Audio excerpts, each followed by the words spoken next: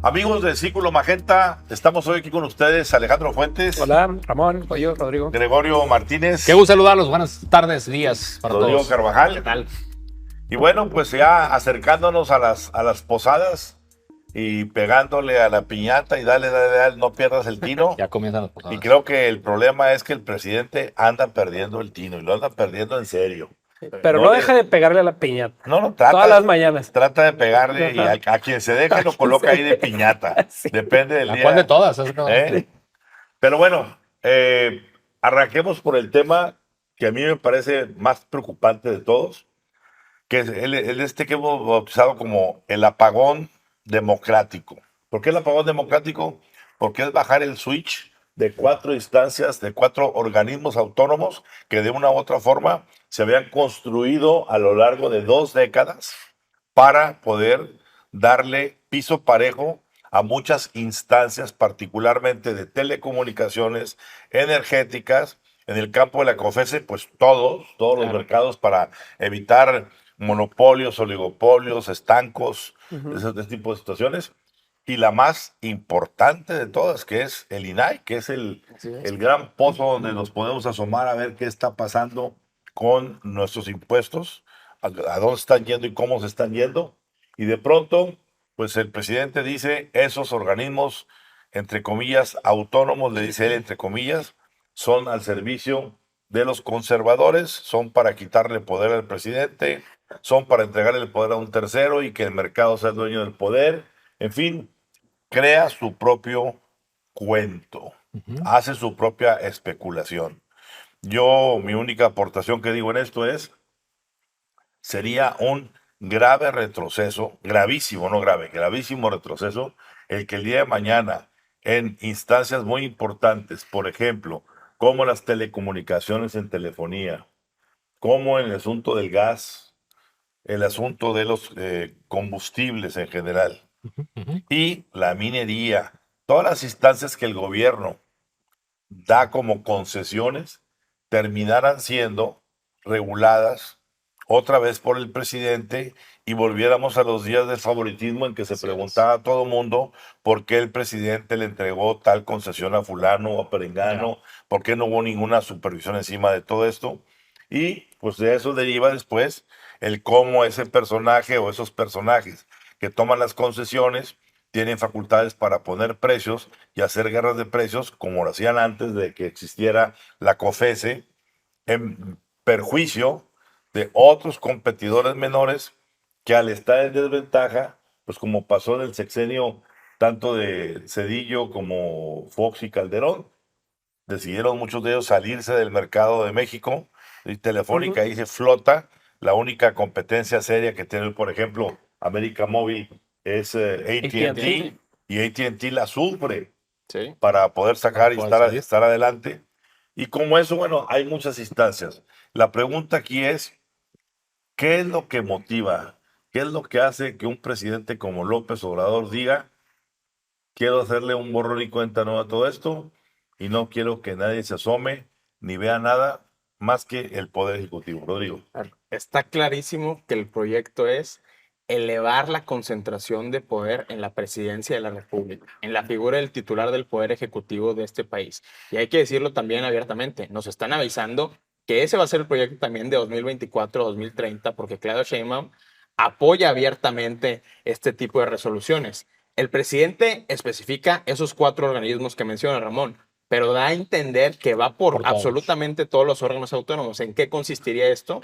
Se tendrían que realizar 17 reformas administrativas de orden constitucional, es decir, que tendrían que ser aprobadas tanto por la Cámara de Diputados como por el Senado y por 17 legislaturas locales en todo el país. Es decir, es una reforma a la organización absoluta del Estado. Es algo que no es menor, es decir, es un cambio total desde el punto de vista constitucional. Y recordemos, el presidente López Obrador había dicho cuando asumió el poder que no iba por reformas constitucionales profundas, cuando todavía tenía a su lado a todo ese gabinete donde la mitad al menos eran moderados. Ahora abiertamente va por estas reformas constitucionales.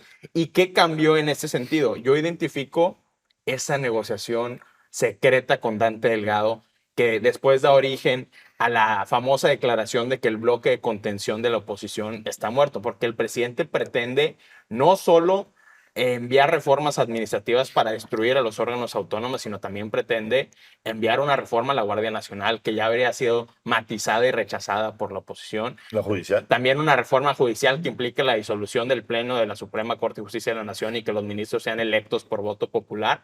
¿Y qué cambió en ese entonces? A ver, después de la debacle de la crisis constitucional de Nuevo León, del enojo de Dante Delgado y de Samuel García con el PRI y con el PAN, quedó muy claro que tanto Morena como Movimiento Ciudadano alinearon sus discursos. Después de esta crisis, hubo acercamientos entre personajes cercanos a la presidencia con la dirigencia nacional de Movimiento Ciudadano. ¿Para qué? Para conseguir votos para la Suprema Corte, conseguir votos para el Tribunal Electoral del Poder Judicial de la Federación. Y bueno, eso desde el punto de vista de la oposición del PRI y el PAN se interpretó como ahí hay una colusión. Y eso permitió que el presidente ahora esté envalentonado y que él crea que va a conseguir los votos necesarios de la mayoría. Rodrigo, calificada. estamos claros que, por lo menos, el bloque naranja de Jalisco, que comanda Enrique Alfaro con sus senadores y Así diputados, ya dijeron. Hubo una rebelión interna en Movimiento Ciudadano, donde específicamente desde el lado de Jalisco, pero también algunas figuras independientes como Indira Kempis, hasta cierto grado Patricia Mercado, dijeron, señores, nosotros no vamos con las iniciativas de mayoría del oficialismo que es Morena. Gregorio. Bueno, aquí vemos con preocupación lo que está sucediendo. No termina de sorprendernos y no debemos de perder capacidad de asombro, pero veo dos factores. Uno, si esta va a ser la estocada final del periodo del presidente López Obrador. Y por otro lado dices, ¿y por qué hasta ahorita? O sea, si era su plan, ¿por qué él? Pues a él ya no le tocaría. Está comenzando el 5º año de gobierno cuando está implementando y cuando está lanzando estas reformas, que bien, pues ya las veíamos venir. Es decir, estas piñatas de las que platicábamos al principio, pues él las ha estado pues dosificando los impactos, los golpes, los palos a la piñata a través de los últimos 5 años. O sea, este tema de su aversión a los órganos autónomos no es algo nuevo. O sea, como que veíamos que esto podía llegar a suceder, pero se tardó 5 años al menos para ponerlo en la mesa y de aquí a que se concrete, pues ya muy probablemente, si acaso le tocarán las primeras semanas de que esto se pueda implementar. Entonces los tiempos, como que algo no me cuadra con respecto a los tiempos y sí veo que puede llegar a ser como que ya el sello de la casa, ¿no? Como que aquí con estas, la última y nos vamos. Claro. Ahora, con el efecto que esto tendría en su sucesora, que quién sabe si esto acomodaría realmente en el próximo régimen. Es decir, por más que sea de Morena, pues pensaríamos algunos que no puede ser una copia al carbón de lo que se está viviendo en estos primeros años. Entonces, creo que esa tendría, para mí, esas serían dos interrogantes o dos factores dentro del análisis de lo que está sucediendo con respecto a él. Y claro, esa concentración del poder y todo, bueno, pues eso lo hemos venido viendo a través del tiempo, incluyendo los órganos electorales, de lo cual hablaremos más tarde, pero pues acuérdate del INE cómo estuvo la situación, ¿verdad? Y Sí, con claro. el Tribunal Electoral del Poder Judicial de la Federación. Alejandro. Yo veo que tienen en común casos como la Casa Blanca, como Odebrecht, como la estafa maestra. Tienen dos cosas en común. Uno, fueron casos que se conocieron por miles de solicitudes al INAI por periodistas.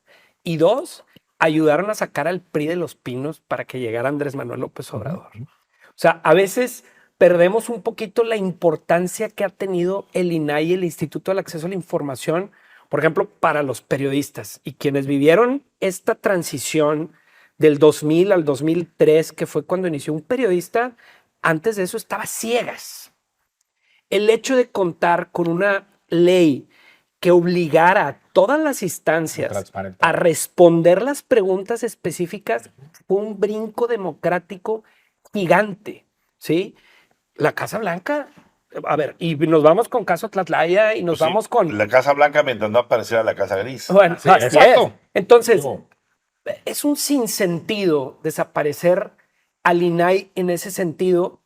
Y estaba escuchando al presidente el jueves en la mañanera, donde decía que el INAI fue creado por los conservadores.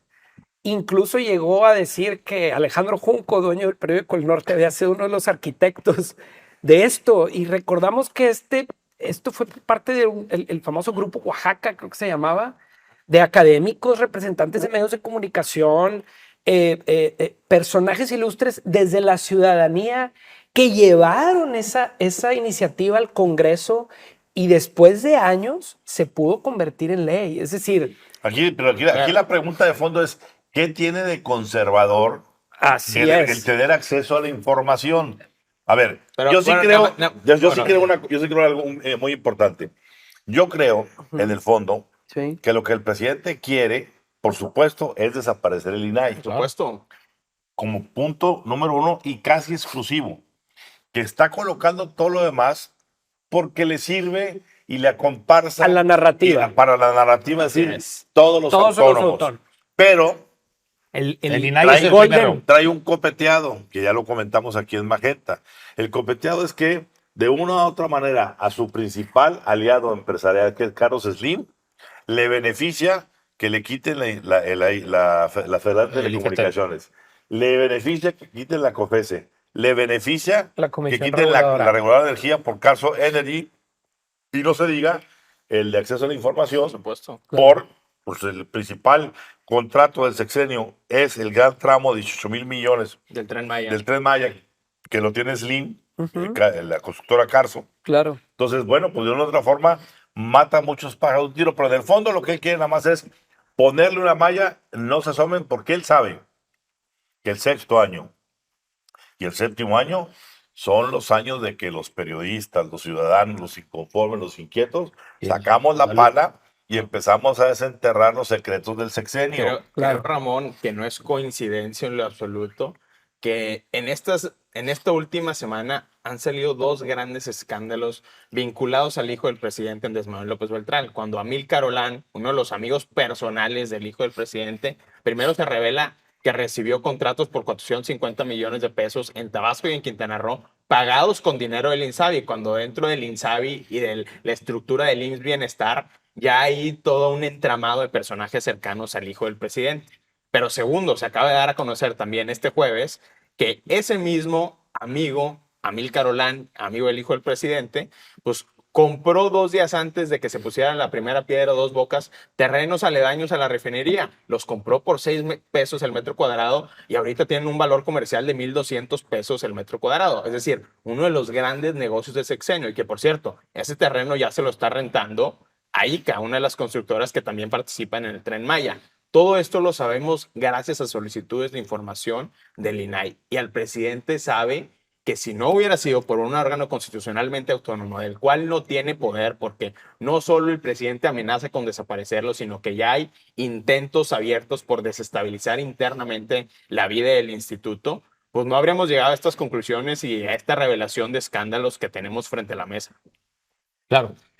Hay dos temas dentro del paquete de órganos autónomos que creo que también puede tener unas serias implicaciones. O sea, el tema energía y el tema competencia económica. Entonces, ahí también nos ha alcanzado a dimensionar el efecto que esto tendría con relación a nuestros socios comerciales. O sea, Claro, el acuerdo con comercial una violación al México, TEMEC. Estados Unidos y Canadá, todo en relación al TEMEC, que de hecho pues hay litigios abiertos, ¿no? Particularmente por el tema de energía. Y bueno, te quieres echar a la Comisión Reguladora de Energía. Bueno, ¿a dónde nos podría llevar esto? Digo, no es algo que no lo...